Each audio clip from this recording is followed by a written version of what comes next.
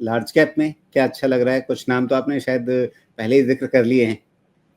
हाँ, बिल्कुल बातों में ये आ गए हैं। तो देखिए, जी। लार्ज कैप स्टॉक्स में मेरा फोकस बैंक्स पे है। तो एक प्राइवेट सेक्टर बैंक जिसमें HDFC bank looks the best at the current levels, तो एचडीएफसी बैंक अच्छा लगता है। पब्लिक सेक्टर बैंक्स में state bank of India looks very good, तो स्टेट बैंक ऑफ इंडिया में खरीदारी करने की सलाह। बाकी भी जो इसके बाद वाले जो पब्लिक सेक्टर बैंक्स है, जैसे Canara bank close to around 82 83 levels अच्छा है। पीएनबी, बीओबी, वो भी अच्छे लगते हैं। बट अगर एक स्टॉक आपको पिक करना है पीएसयू बैंकिंग स्पेस से, तो स्टेट बैंक ऑफ इंडिया अच्छा लगता है। फिर आता हूँ टाटा मोटर्स, मुझे अच्छा लगता है। 1200-1300 के लेवल से करेक्ट होके आज ये कुछ 670-80 के लेवल्स पे है, और यहाँ पे वैल्यूएशन बहुत ही अट्रैक्टिव लगते हैं। और इसमें एक डीमर्जर स्टोरी भी प्ले आउट होनी है ड्यूरिंग द ईयर। मुझे लगता है इसका जो पैसेंजर व्हीकल और कमर्शियल व्हीकल का सेगमेंट है, दोनों अलग किए जाएंगे, तो उससे भी वैल्यू अनलॉकिंग की उम्मीद है।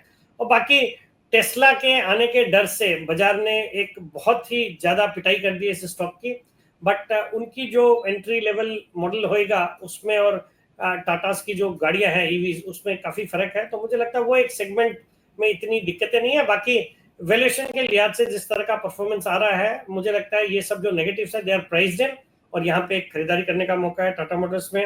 Reliance again looks good, big daddy of the market.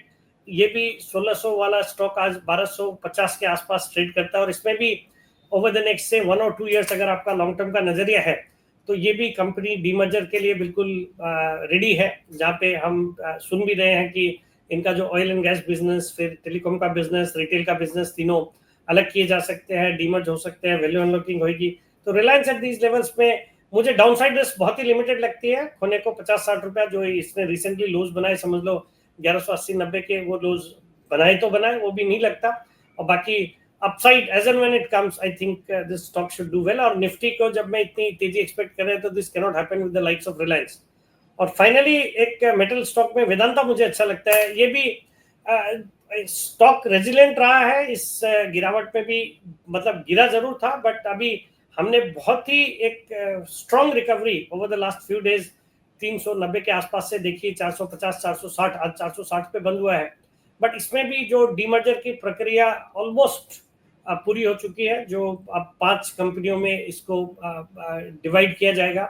और मुझे लगता है सम ऑफ द पार्ट्स की वैल्यूएशन जो आज का वेदांता है उससे काफी अच्छी रहेगी। तो ये भी अगर एक लार्ज कैप स्टॉक आपको ओवर द नेक्स्ट 1 ईयर एक मतलब एक सर्टेन 15-20% के रिटर्न दे सकता है, तो there is nothing like it. मुझे लगता है उस तरह के स्टॉक्स हैं। तो इन 5 स्टॉक्स में मुझे लगता है एक आप करंट लेवल्स पे निवेश शुरू कर सकते हैं, करना चाहिए।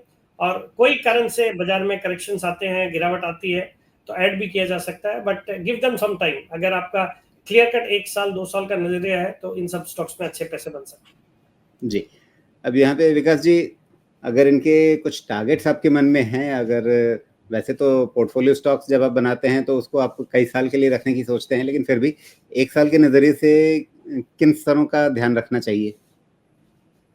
ये हर एक स्टॉक के तो मुझे प्राइस भी ध्यान में नहीं है, जी। बट मेरा जो 1 साल के हिसाब से मैंने एक स्टैंडर्ड एक स्टेटमेंट दिया था कि अगर इन लार्ज कैप्स में आपके 15 से 20% के अपसाइड बन जाए, तो there is nothing like it. क्योंकि इनमें आप निवेशित रहते हो, तो आपको रात को नींद अच्छी आती है, बाजार कुछ भी हो जाओ।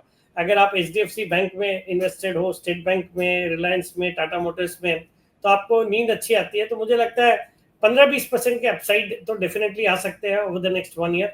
तो that will be reasonably good कि आपको लार्ज कैप स्टॉक में इतने रिटर्न्स मिलते हैं, you should be satisfied with it. बाकी मतलब उसके हिसाब से वन कैन कैलकुलेट कि फ्रॉम द करंट लेवल्स आप 15-20% के अपसाइड के हिसाब से अपने टारगेट्स डिसाइड कर सकते हैं।